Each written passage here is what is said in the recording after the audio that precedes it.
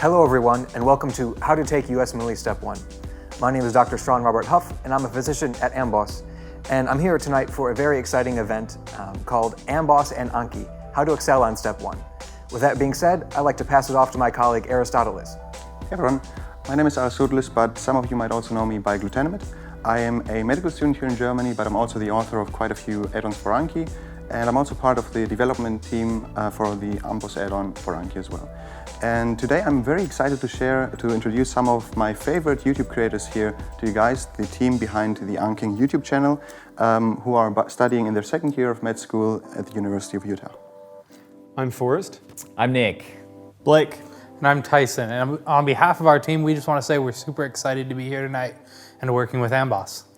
And we're really excited to have you. So before we get into some of the details about Anki and medical school and all that, I kind of lay some foundational information out there for everyone watching at home. And that, kind of starts off with, does someone want to explain, in 15 seconds or so, what Anki really is? Yeah, Anki is a flashcard software that takes advantage of our natural learning curve, the naturally way we learn things, where over time we forget things. But when we review something right before we forget it, we can extend how long we know it for. So Anki takes advantage of that idea. Yeah, basically you see a flashcard today, then you'll see it tomorrow, then in 3 days, then in a week, and it just gradually spaces out. Makes it easier to remember. So I guess in my experience, when I think flashcards, I'm used to seeing those small pieces of paper and a stack of them. Could you kind of paint the picture of what these flashcards look like within the Anki platform and how they appear to you? Yeah, a card will sometimes have a front and a back. So part of the fact will be on the front of the card and the rest of the fact will be on the back. A lot of times we use a card that has a sentence with a keyword blocked out so that when you flip the card over, the keyword appears. And that's how we remember a lot of our information. Interesting. And what really attracted you initially to this type of learning compared to other resources that are out there? Yeah, so Forrest and I actually used Anki a little bit for the MCAT. And that was kind of how we got our first exposure. And I don't think either of us used it very well. I gave up on it after a while. Yeah. But that was our initial exposure. And then we got into medical school and realized that kind of what we had done in the past wasn't going to be super successful. Mm-hmm. I mean, when I look back on my career in undergrad, and my study method was pretty much cram right before the exam, dump the information, and then just kind of forget it. And that was kind of a repeating cycle. And medical school is a whole new beast. You've got to remember everything in those first 18 months to 2 years so that you can get ready for that step exam. And the cramming method just wasn't going to work. So the idea of spaced repetition, not needing to go back and review, that was really enticing. And I didn't really want those late night cramming anymore. So yeah, that makes a lot of sense. So as a pretty heavy Anki user myself, I think it's always fun to compare with other users just how much time Anki takes up in their day. I think for a lot of people, even if they aren't using Anki themselves, they might know from the classmates that it is quite a time commitment. So what I would love to ask you guys is just how much time you typically spend on Anki each day, and is it actually something you have to do daily, or how do you plan that? Yeah, it's very important to do the flashcards daily. That's how the algorithm works. So generally, we will spend our mornings right when we get up doing our Anki flashcards, and it usually takes us 1.5 hours to 2 hours, so between 400 and 600 cards. And we will add new information throughout the day, make new cards, or unsuspend or pull new cards from material that's already been made, and finish those cards again at the end of the day. So we're basically doing all of our flashcards twice a day. It's definitely a pretty impressive count of cards, yeah. And I think one of the interesting points definitely is when you do that many cards, do you feel like it has an impact on the schedule that you normally have to deal with in medical school? I mean, we have so many so much information really that is presented to us that we have to work somehow in. So is that a challenge for you to both do your flashcards and also deal with your regular lecture stuff, etc.? yeah, I mean, that's the whole challenge of medical school is you're getting so much information. You need a way to balance that. And you also need to balance other things. For example, I'm married, I've got a daughter, I'm involved in extracurricular activities, research, things like that, on top of just the sheer amount of medical school information that we have to know. So Anki does a great job of organizing all of that so that you're not having to spend extended periods of time Those review sessions, we can pretty much count on being, like Forrest said, 2 hours every morning, and it's not going to take over your life doing absurd amount of cards every single day. It really helps me to balance my life in all aspects, so I'm not over-committing to something. If I can dive in a little bit there, you had mentioned that the schedule that Anki provides is valuable to you. I also know that in medical school, the people who are running the courses and running the lectures have a schedule for you too. And I was curious how you balance those two hats that you have to wear as an Anki studier plus a med school studier. Yeah, there's a lot of different ways you can do that. A lot of us, we're grateful that our university has recorded lectures. It gives us a little bit of added flexibility that we can, if we need to get our cards done, we can do that and then watch the lectures after. There's a lot of methods that we use to stay on top of that. I think the biggest key to it is consistency. That Okay. you're not only that you're doing the flashcards that you need to review every day of past material, but that you're learning new material every day.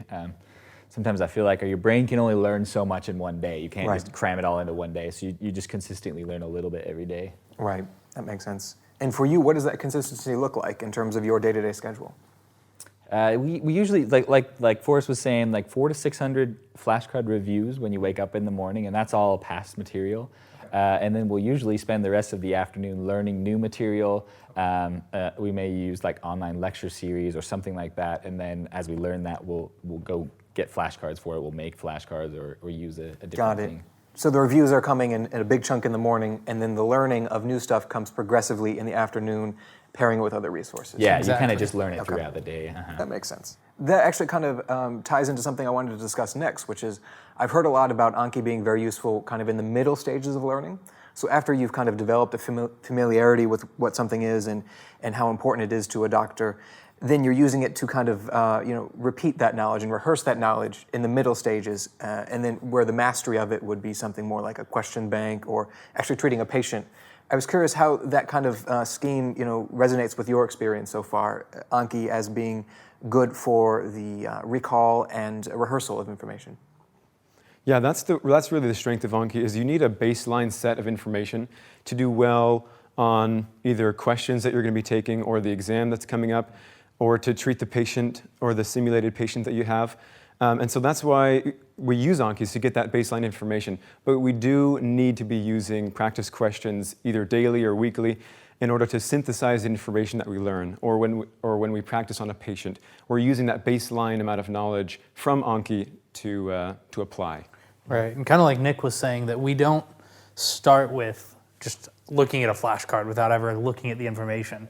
That we've gone to some online lecture series, we've gone to our classes, and we've had an exposure to the information, and then we use the flashcards to reinforce that exposure. Interesting. It's actually an interesting segue to the next topic, which is that there really is a huge number of pre-existing community-provided content out there for Anki, and what many people love to do is just to go to the lectures, acquire the knowledge from that point, and then use the pre-existing decks to actually review it in the long term. But I feel there is also some way of a split between users that prefer to use these pre-built resources and those that more like to create their own decks for themselves. So what I would be interested in is how you approach that question of whether you create your own cards, if you use pre-built cards. What's the approach that you prefer? Yeah, we do a good mix. We benefit, because the time that we have in medical school is very limited, we want to maximize that time. And so if we made a card about every aspect of medical knowledge that we need to know for step one, we'd be spending hours a day just doing that.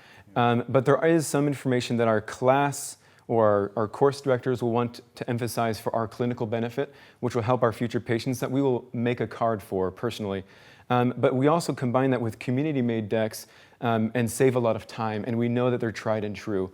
If every user could make their own cards very, very well, and could get every piece of information and not miss anything that's going to be on step one, for example, or another big exam coming up, that would be ideal. But because medical students are pressed for time, that's why we balance both, either making your own or using community.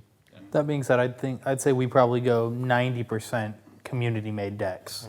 Yeah. And what prompts that 10% for you? Usually it's when our professors emphasize something that's not covered in the community-made deck. Okay. I think our first instinct is Can we find someone who's already made a flashcard on this topic?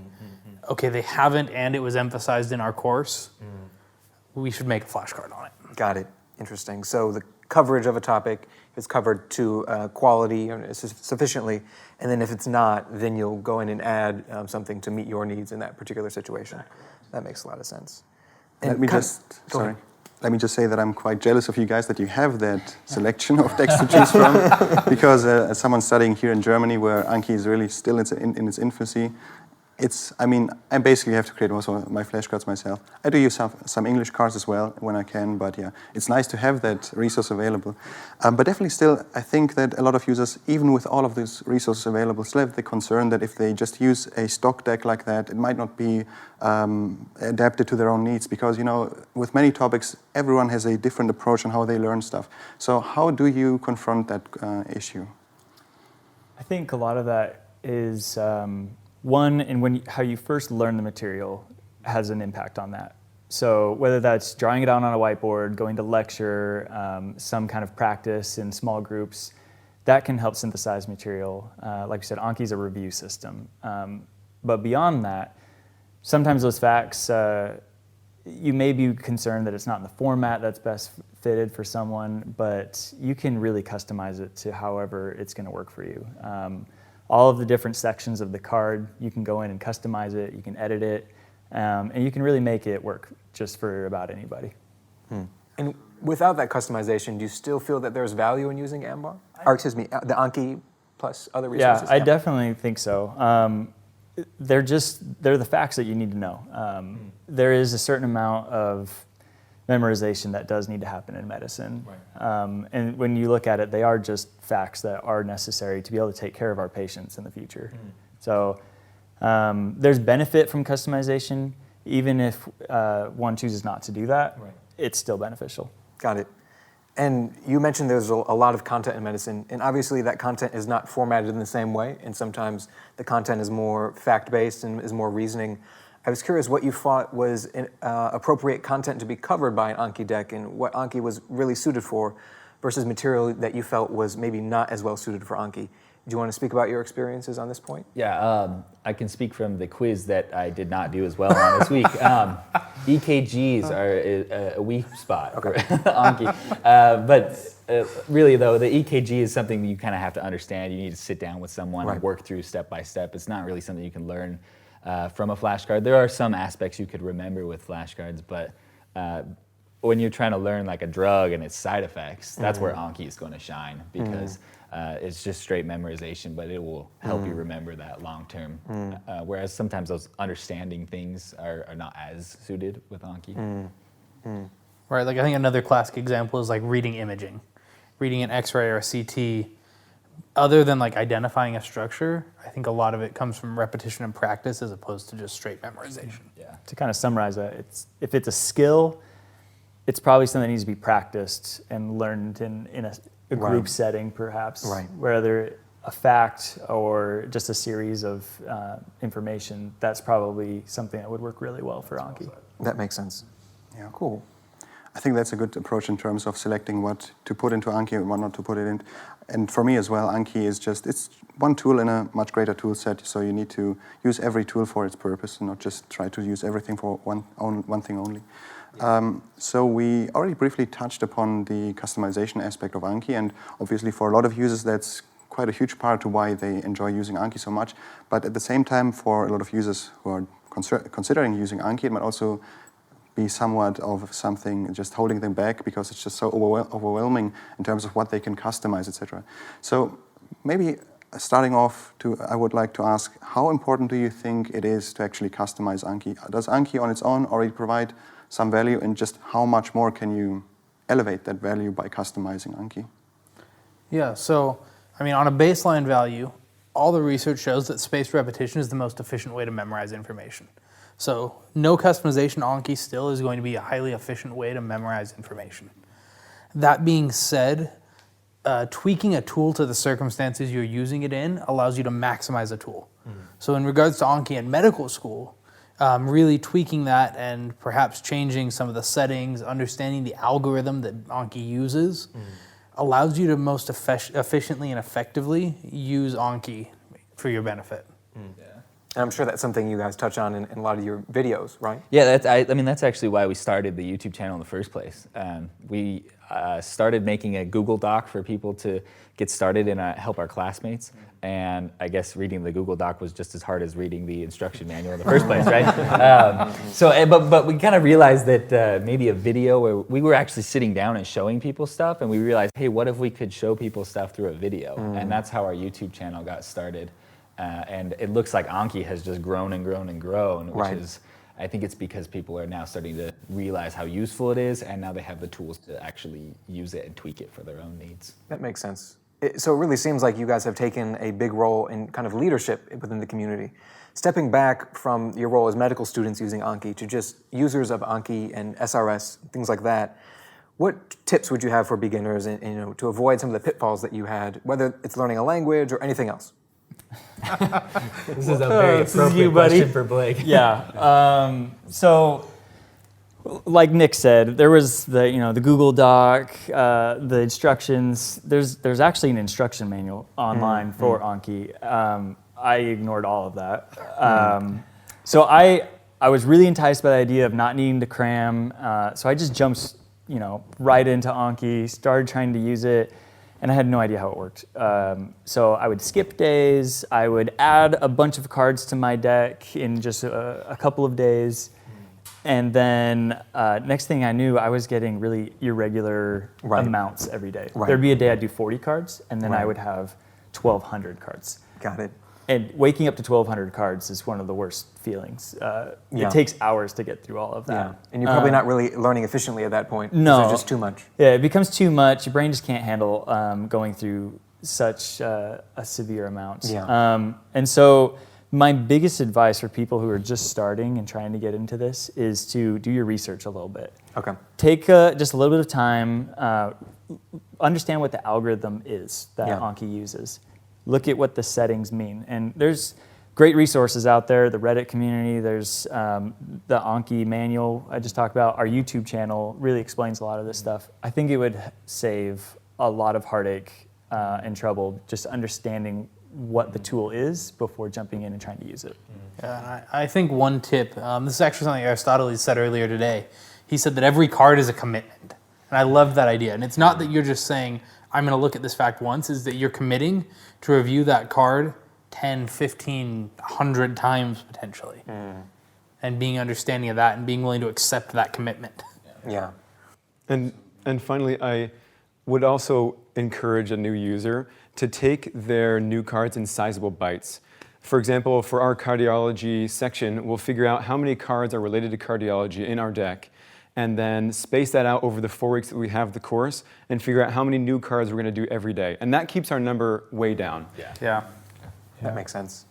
Some pitfall, if we can hone in on that topic a little bit more, one pitfall I've discussed with Aristotelis actually is individuals kind of plugging in questions into their cards and kind of reviewing questions in a spaced repetition format. I was curious if you had any experience with that, or if you felt that was something that should be avoided. Yeah, so if you remember, I said that Forrest and I both used Anki wrong for the MCAT. Okay. And that's exactly what I was doing for the MCAT. Okay. I was taking multiple choice questions, practice questions that I'd gotten wrong, and putting the exact question into an Anki card, and then I had A, B, C, D, E, right? Yeah. And all I ended up doing is I ended up memorizing the letter of the answer choice. Right. I never understood the fact that they were testing. I never understood how to reason through the question. I just memorized, hey, when I see this question, the answer is C. Right. And it puts you in a pitfall. Right, because the question is really about synthesizing and problem solving, and when you basically just make it memorization, there's a little bit of tunnel vision. It's probably not going to help you out on the actual test day. Okay, that makes a lot of sense.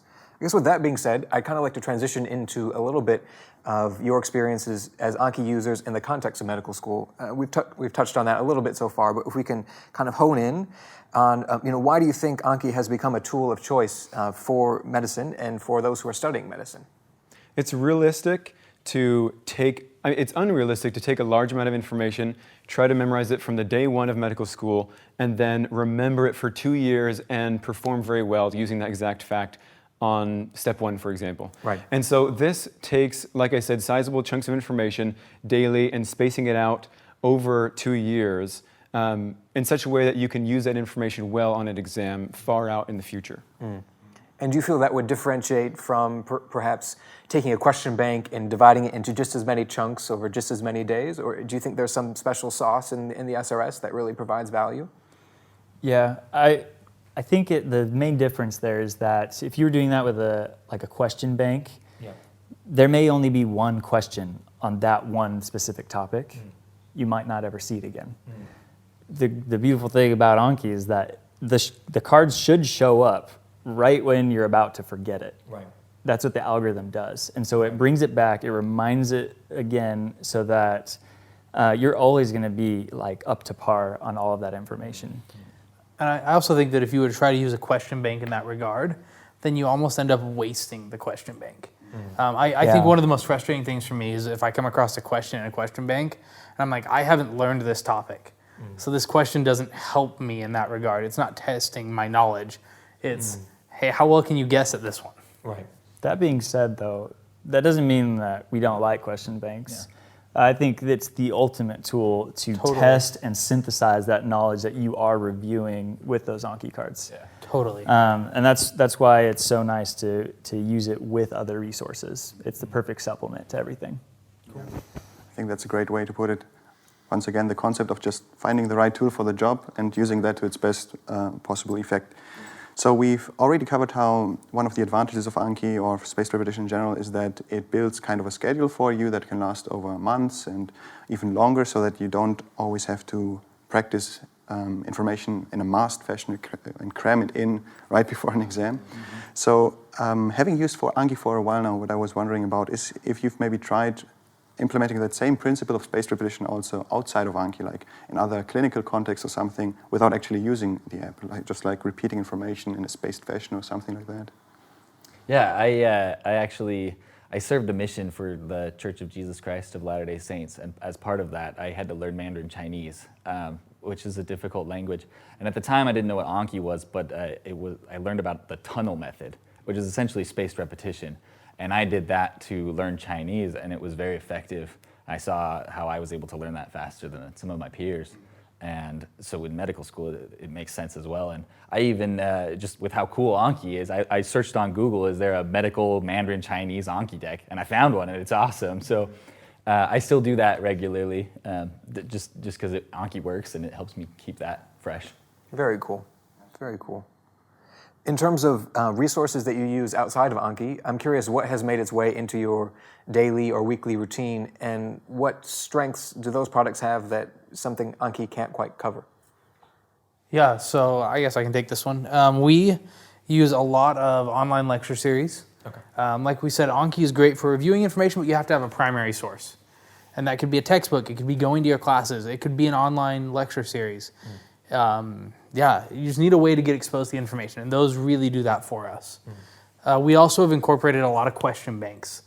Like we said, Anki's about memorizing and recalling, but USMLE Step 1 and life as a physician doesn't mean you just have to sit there and spew facts all day. Right. You have to synthesize and apply these facts in unique situations. Right. And question banks really push that aspect of our learning. So obviously, I mean, AMBOSS is probably one of my personal favorite question banks. I mean, I think I could say it's my favorite at this point. But there are other question banks that we use as well, and just getting exposure to those questions.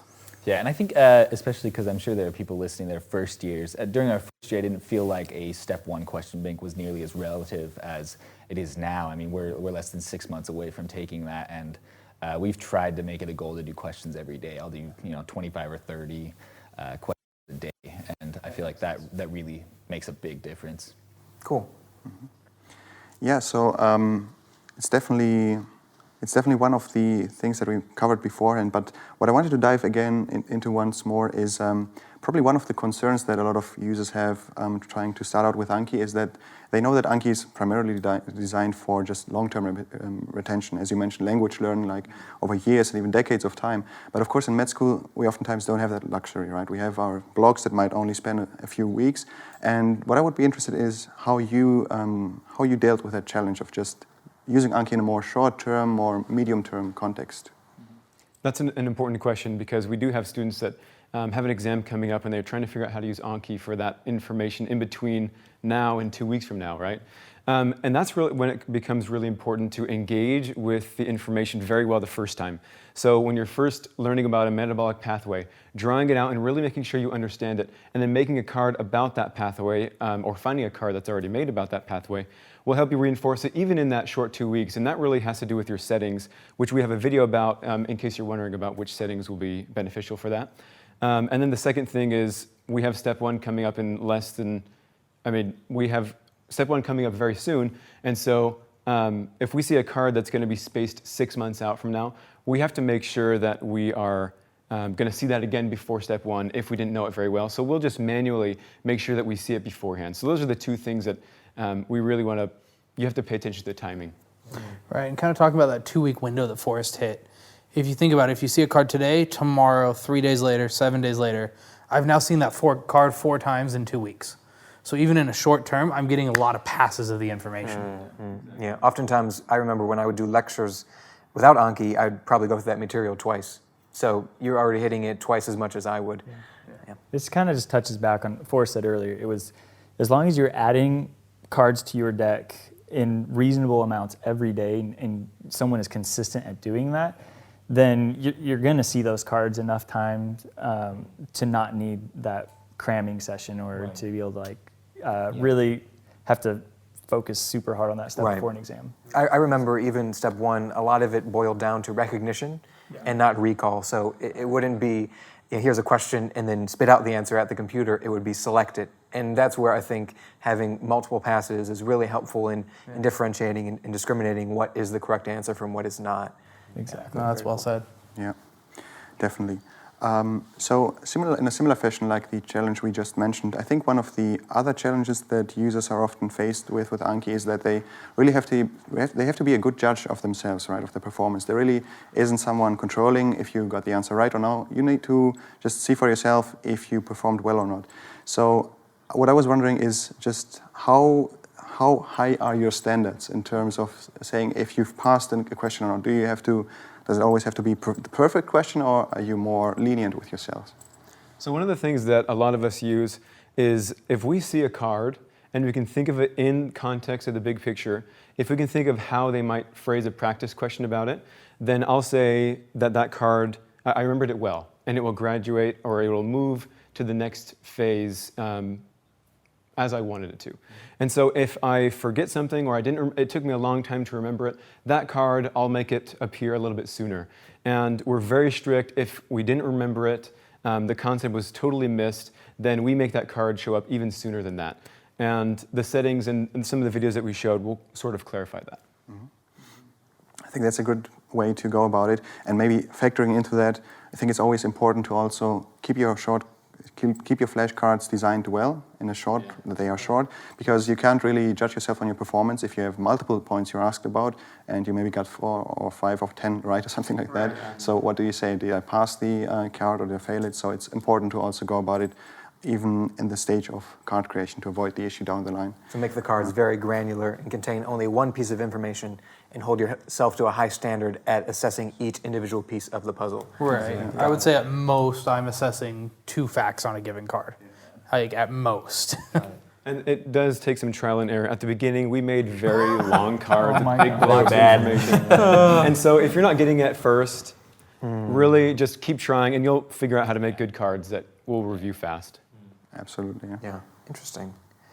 And then kind of circling back a little bit to the schedule that Aristotelis was talking about before, kind of as you get outside of a given clerkship or a given, I guess, preclinical block, you could see that card 6 months from now, and you're not studying that material anymore. You're not using the other resources related to that material. I'm curious how those cards, which pop up on your radar 6 months or 9 months from now, it's seemingly in isolation, how do you make those then relevant again to your studying, and how do you kind of bring it all back together to when you had more, I guess, intense mastery of that particular topic?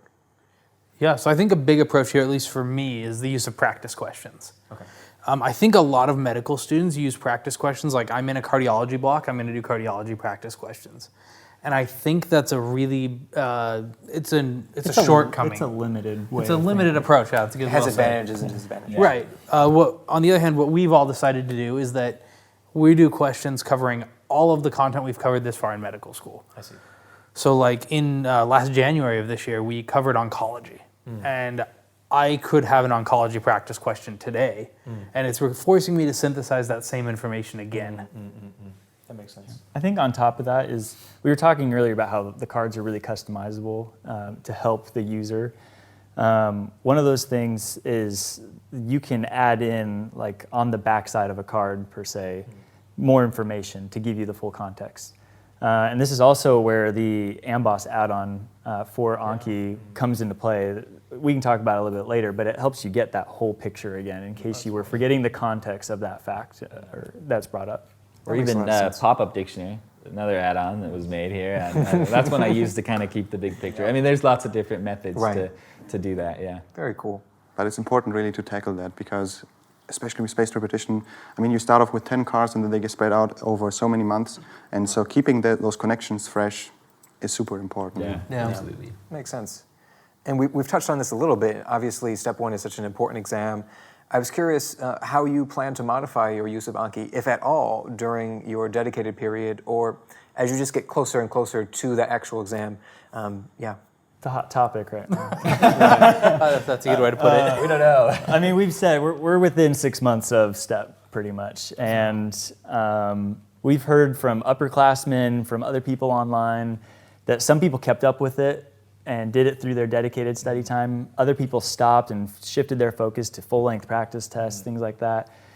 Really, we don't know the answer right now. We're trying to figure that out, and it might be different for each person. Some people might find it more useful to do that. Other people might feel that they've got a good handle on it, and that just going into, practicing test-taking strategies or building up the endurance for the exam is more important than the actual factual recall at that time.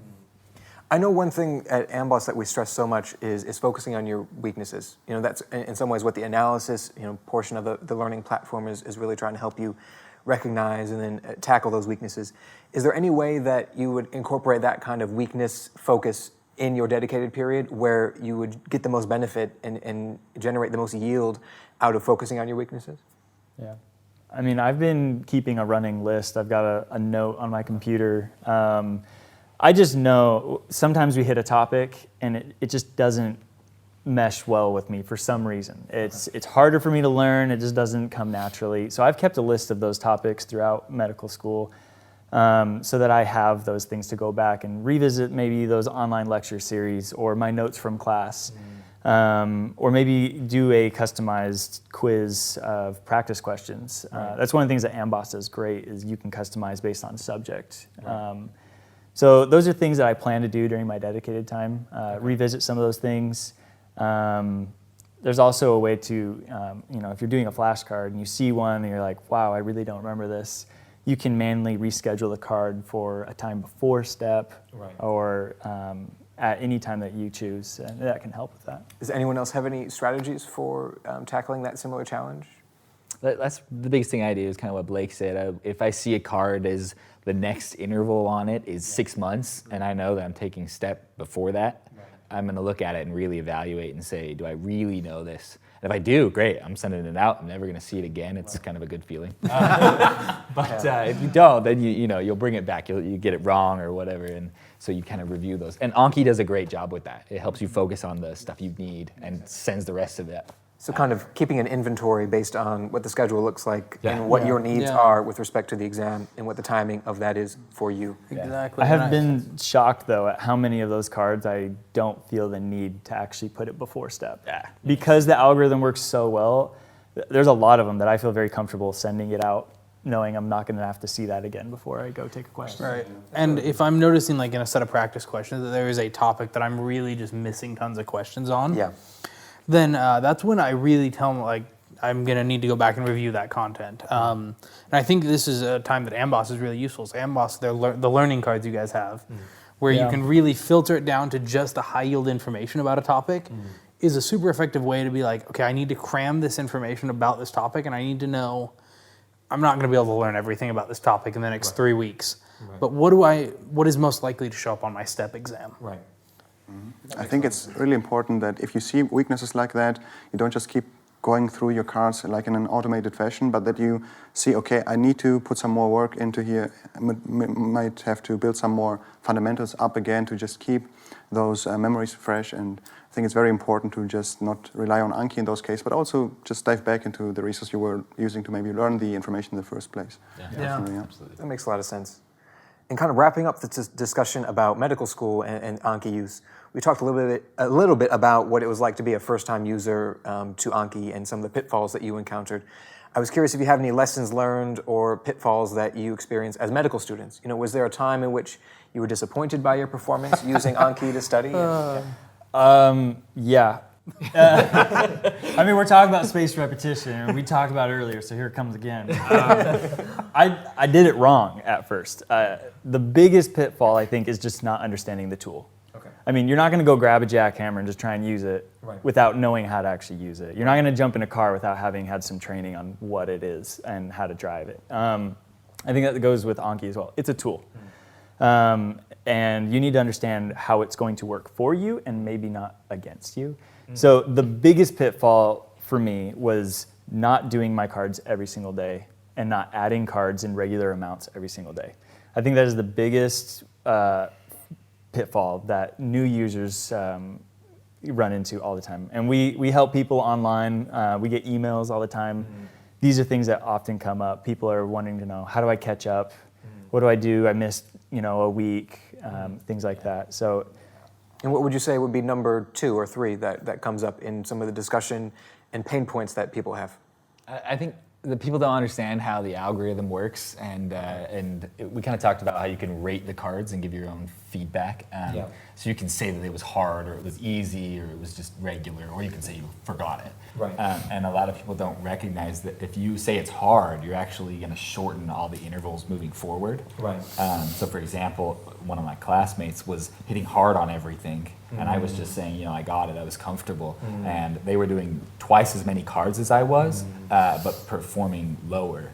And because they were spending so much time on flashcards. So much time reviewing cards they probably shouldn't have been reviewing as many times, blocking out the space for stuff they should have been reviewing more, crowding that out. Now, I think it was still effective. They were still performing really high and well in the class. It's still spaced repetition, but you could do half the amount and still do just as good. And that's where I think learning the algorithm is probably another.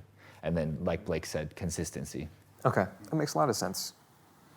Yeah, I think that actually makes a great segue into our next topic, because, we saw that customization can have a lot of benefits in terms of customizing the deck settings in this case, but of course there's also a lot of add-ons out there for Anki, and one of the newest... Thanks to you. Yeah. Thanks, guys.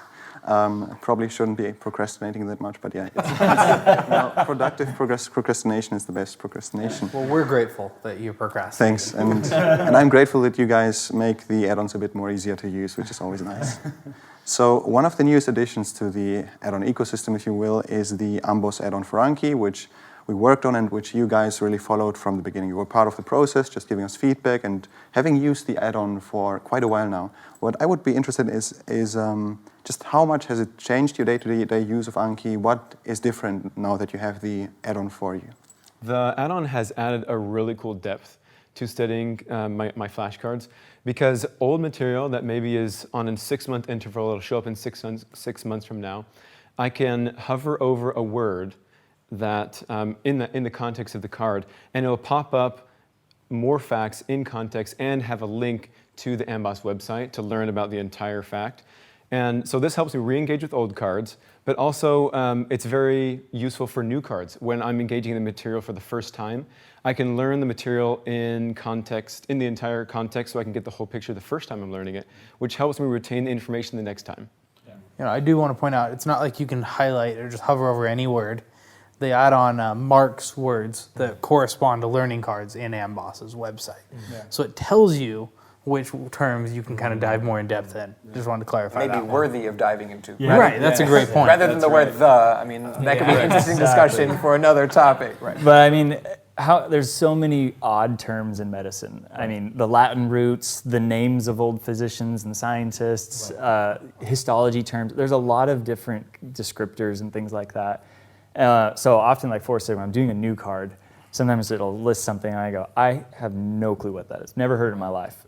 hover over it. There's the description of it. It gives me the whole, breakdown. If I need more, click on it, go to the AMBOSS website, and I've got the whole debrief about it. And it takes out the middleman of needing to pull up a browser, type it in, search it myself. And when you're doing 400, 600 flashcards in a day, taking out those steps, it really just makes your process smooth, quick, efficient. Yeah. It makes it just a lot more enjoyable. That's awesome to hear. I mean, that was the mark we were trying to hit, and it's awesome to hear that.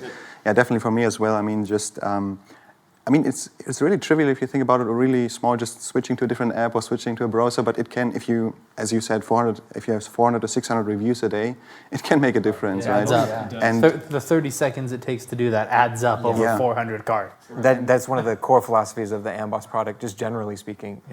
When it comes to the question bank integrated with the library, now the Anki flashcards integrated with the library, saving you time because you have so much information you need to learn and so little time to do it. Absolutely.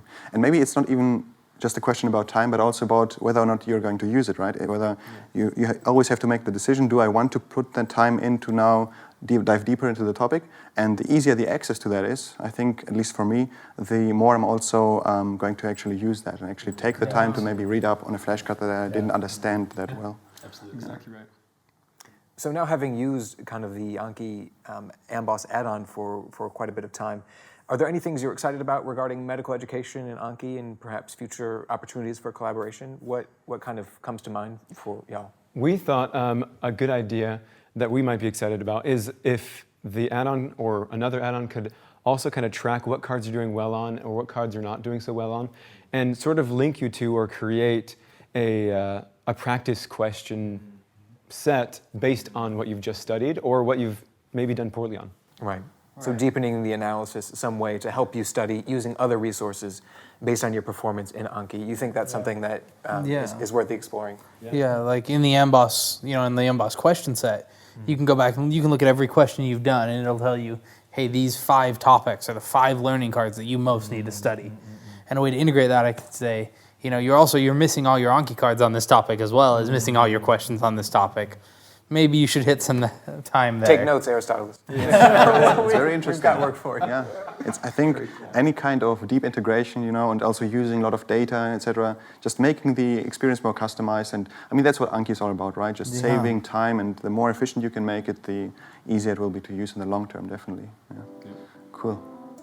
And with that being said, I'd like to thank you for joining us. I had a lot of fun, learned a lot about medical school, learned a lot about Anki, and how those two things really, come together. We'd be happy to address any questions that you have for an additional 30 minutes, so feel free to pose any question or comment. We'll take a look at that and do our best to address that comment.